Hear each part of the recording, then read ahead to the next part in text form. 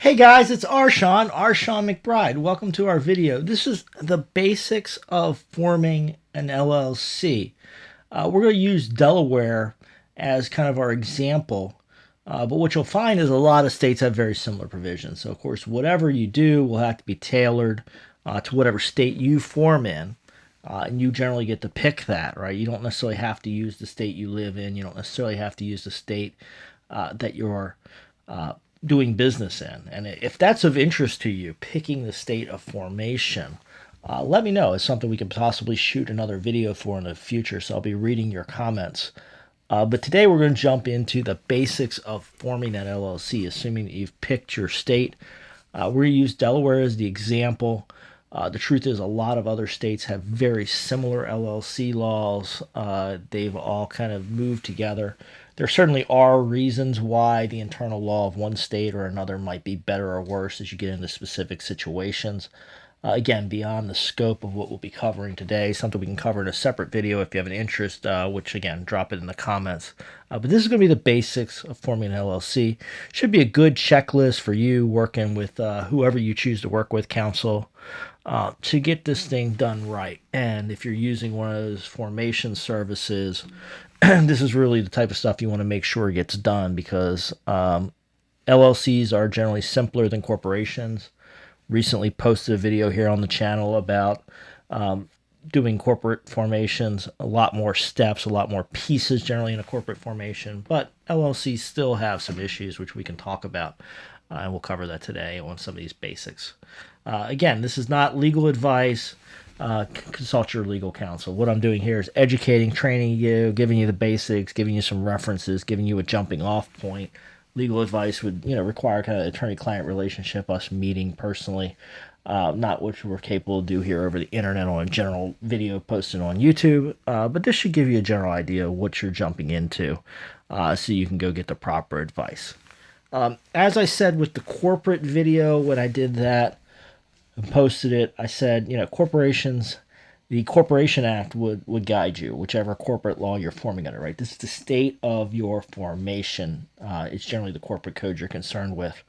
As an interesting aside, California does have some provisions that apply to companies that are doing a lot of business in California but formed in another state. But most states don't have that type of provision. Generally, you're concerned with that state where you're forming, where you select it as your home base. And a lot of people do select Delaware as your home base. We're talking about it kind of because it's kind of a standard.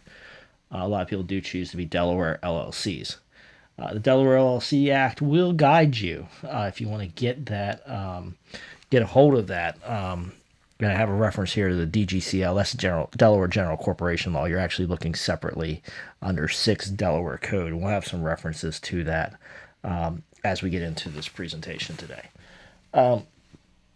Certificate of formation of your Delaware LLC, very simple. A lot of these are literally half a page. A lot of white space in that half a page. Also, not real dense. You don't have to put much in there by requirement. And most people, or many people, choose to go with the state minimum on what you put in there. Well, what do you have to put in there? Name of the LLC.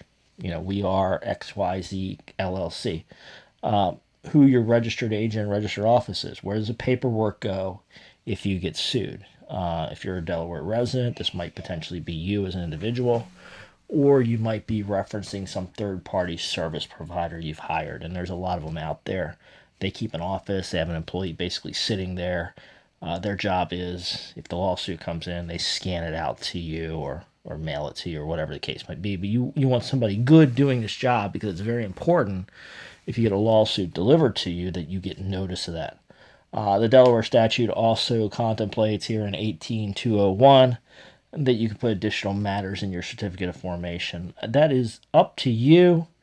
It's usually superfluous. Usually you want to keep a lot of people want to keep their company private. We do see some people put provisions in here to try to put other people on notice of things and let them know. You really got to work through with your counsel what's advisable for you in your situation. But a lot of stuff can be dealt with in the LLC agreement. And that's really where the meat of an LLC is, right? The rubber hits the road in the actual LLC agreement.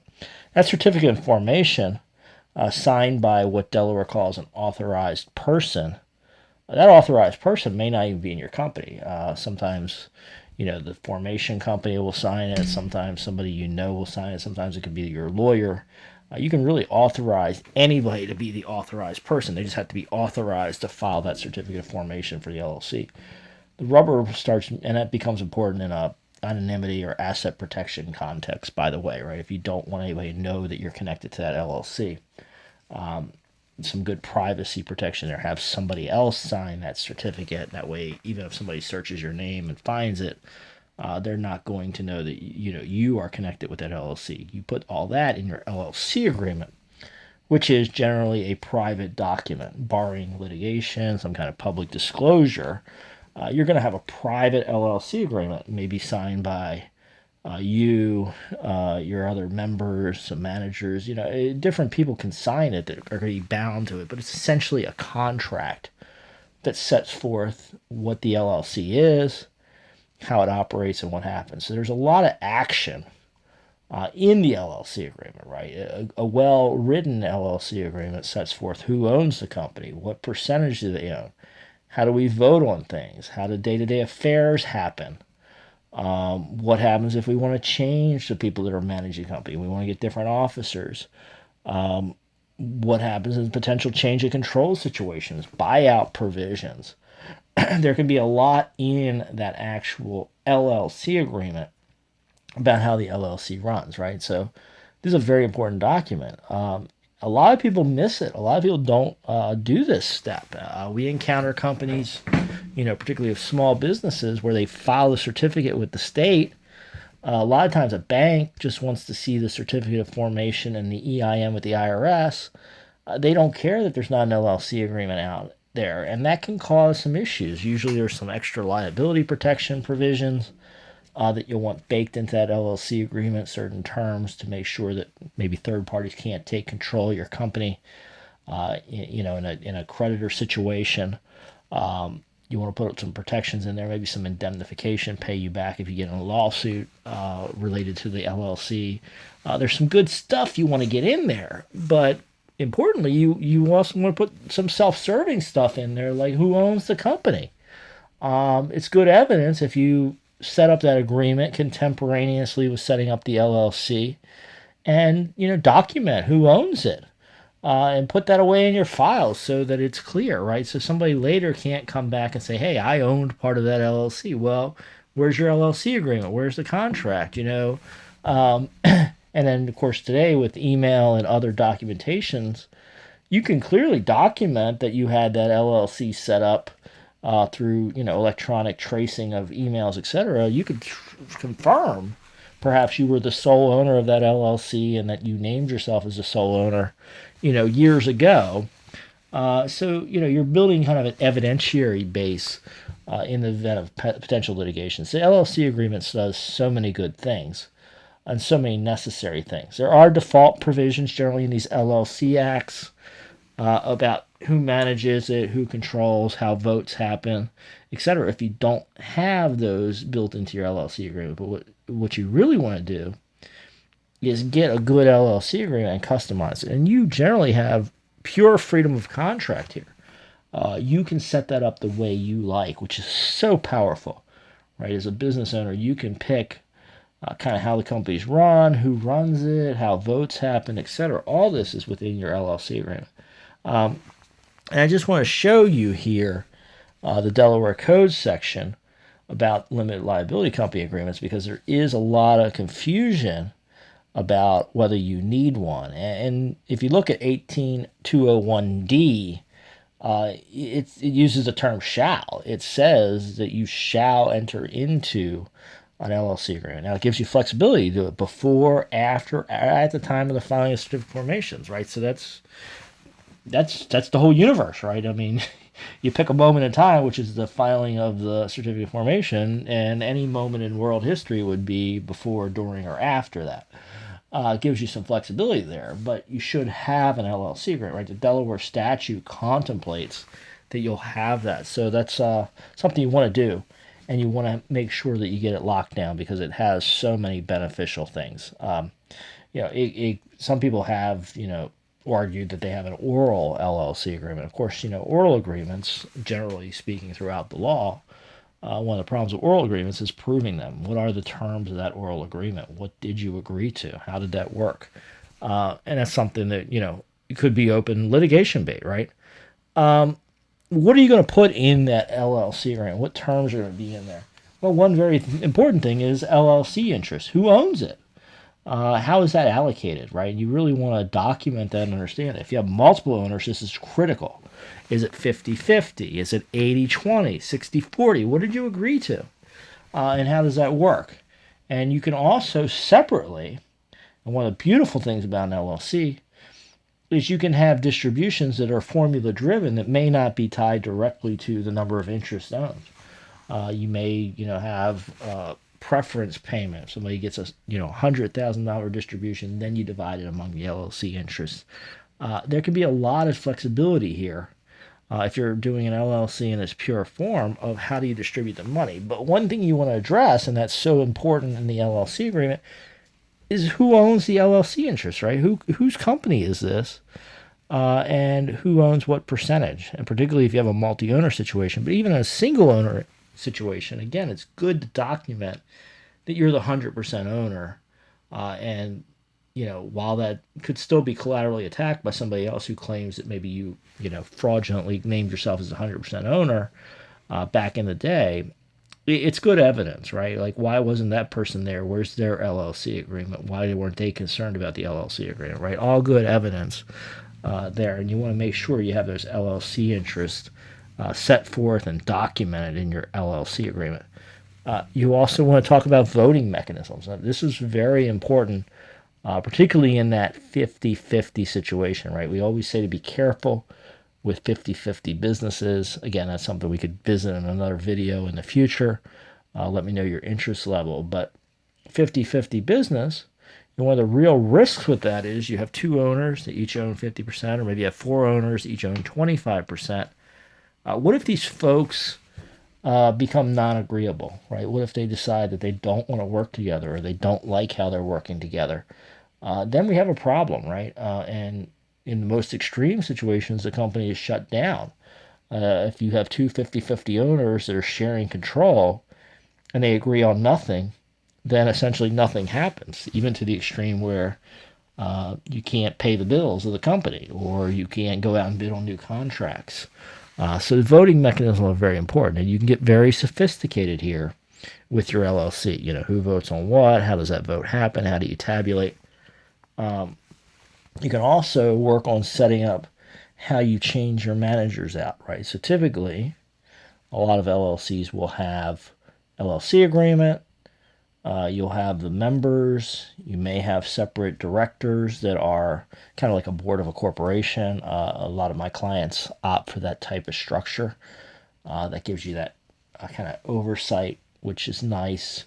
Not required in an LLC, but sometimes it's nice to have kind of that official body that's overseeing the company, that's inserted between the owners and the operating folks. And then you'll have officers, managers, people that are running the day-to-day affairs, right? In a business of any scale, you need people to do stuff. And so this is another provision you can build in there. But you're going to have to change these people out from time to time, right? People are going to leave for new opportunities. They're going to get promoted. Maybe they're going to go form a company of their own. Maybe you're going to do a joint venture with them separate from this particular LLC. Whatever may happen, your employees, your directors, your managers may come and go. And so in your LLC agreement, one thing you want to do is bake in there, how do we do that? How do we remove somebody? How do we insert somebody new? Mechanically, how does that work? And we want to get that locked down on paper. We also want to set up books and records, right? So we talked in the corporations video. If you haven't checked it out, it's on the channel. We talked about the fact that, one of the things you need to do is keep books and records. It is a basic statutory requirement of being an entity, and your shareholders, in the case of a corporation, stockholders, may have access to those books and records. And similarly in LLC, your members may have access to this. So you want to set up a system for that. And that's, again, usually something you're going to discuss, at least minimally, in your LLC agreement. So you can see there's a lot that goes in there. A single member LLC agreement, well written, Might be 7 to 10 pages, depending on the spacing and the font and the complexity. But to really set up a lot of these basics and put some extra protections in there and really make sure it's established what the company is and what it's doing, you're looking at a sizable agreement. And then if you get into multi-owners, then you have to start distributing the money, tax allocations. You're generally going to be a partnership for tax purposes, so you're going to open up a lot more doors. But you bake all that in your LLC agreement, and that's probably the biggest miss we see in the small companies is they get the certificate of formation file with the state. Great, maybe that opens the door to getting a bank account. Nobody ever goes back and does the LLC agreement, which means you're generally probably deemed to be operating under an oral LLC agreement. Well, what does that say? How do those voting mechanisms work? And who's going to agree to that if you end up in litigation, right? Everybody's going to have a different recollection of how everything was agreed. So that could be a real problem, could really shut your company down. So better to get that down, get a good LLC agreement. That's why it's so important. It really is, the foundation of your business. That LLC agreement, some call it an operating agreement, really talks about how you operate. It's kind of like the software on your computer. It drives the operations. So you want to get that right. Of course, bank accounts, important for so many reasons. You need money, you need to collect checks, you need to pay bills. This is a key part of separate existence of your LLC, that you keep separate accounts, right? You don't commingle funds, as they say in the case law. You don't want to mingle your personal funds and your business funds together. And one of the ways you do that is get a separate bank account. Again, this is something that's generally set up through the formation process. A bank will often open an account just with the LLC certificate and EIN. But what you really want internally is to authorize that bank account and to think about who's authorized to use the bank account and really what decisions can be made with the bank account, with and without the consents of others, right? You probably don't want small purchases, say $100, $200. You don't want to go through a lot of paperwork and red tape for that. But if you start moving up to $50,000 and $100,000 expenditures, depending on the size of your LLC, that might be a case where you want to get higher level approvals before you run out and buy a big piece of equipment, new truck, new van, new manufacturing equipment, whatever the case may be. You set that up within the agreement, right? You set up the existence of the bank accounts. You also set up some financial controls in a properly drafted LLC agreement. You can go ahead and get that in there as well. Again, legal issues were discussed, but for entertainment purposes, for your education, really, you need to get separate legal advice on how to set your LLC up properly, make sure it's done right. And I think what hopefully has come from this video is the concept that while LLCs are simple, people every day form them, people file those certificates with the state, most companies I find that are in that category have issues, right? They didn't set up the LLC properly. They didn't think about potential issues. They didn't get all the asset protection stuff perhaps they could have got done, which is why it makes sense perhaps to spend a little money, work with a lawyer, structure it all up, get it prepared, and then have that right foundation so that you can rest easy. And what I find a lot of people, and part of this depends on your cash flow situation, a lot of people form the company, they get going, and they finally have a problem later, and they spend a small fortune fixing the problem later when it would have been a lot cheaper just to fix it on the front end. So, again, a lot of options out there, just laying things out for you so that you can get educated here. Thanks for tuning in today. Really enjoyed having you. Love to read your comments, so drop them below. And, of course, subscribe and like the video if